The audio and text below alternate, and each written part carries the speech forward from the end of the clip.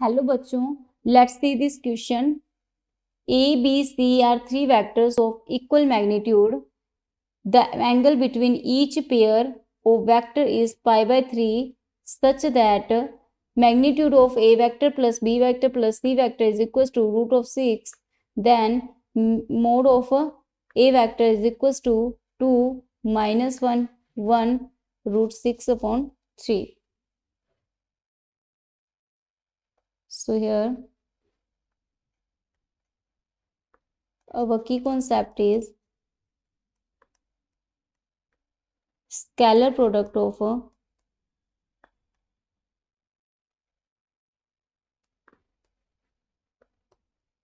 To vectors. A और B दो vector हैं तो उनका स्केलर प्रोडक्ट होता है A B mod of A mod of B cos theta. Theta is angle between A and B. So यहाँ पे हमारे पास में इक्वली तीनों वेक्टर हैं जो ए बी सी, वो उनका मैग्नीट्यूड इक्वल है। तो यानी कि magnitude of A equal magnitude of B equal magnitude of C, और इनके एंगल बिटवीन पाई बाय 3 है किसी भी दो पेयर्स के अंदर, है ना। तो यहाँ पे हमारे पास में अगर हम बात कर रहे हैं ए बी की, तो उनके बिटवीन भी 60 डिग्री एंगल है, बी सी के और सी ए के बिटवीन भी। तो यहाँ से हम देख सकते हैं A vector B vector C vector का एडिशन इक्वल्स टू रूट 6 है।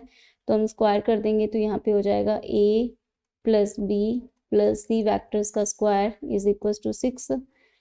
स्क्वायर को ओपन करेंगे तो ये आएगा mod of A square mod of B square plus mod of C square plus 2 time of A dot B vector plus B dot C vector plus C dot A vector. तो dot product को हम लिख सकते हैं 2 times of mod of A mod of B cos 60 degree, यहाँ से mod of B mod of C cos 60 degree, और mod of C mod of A cos 60 degrees. और यहाँ पे ये हमारे पास मैग्नीट्यूड में इक्वल है तो 3 times mod of A square लिख सकते हैं।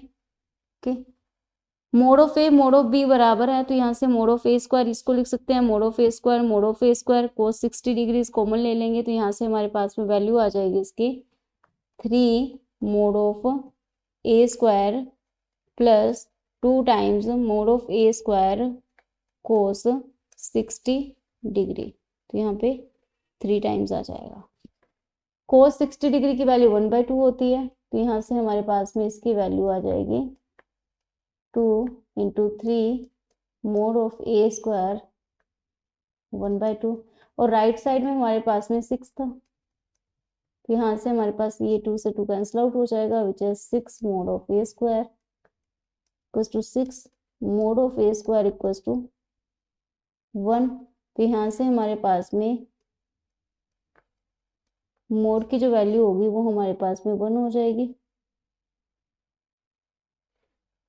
सो modulus value of a vector is equals to 1. So option 3 is the correct option. Hope you understood it well. Best of luck.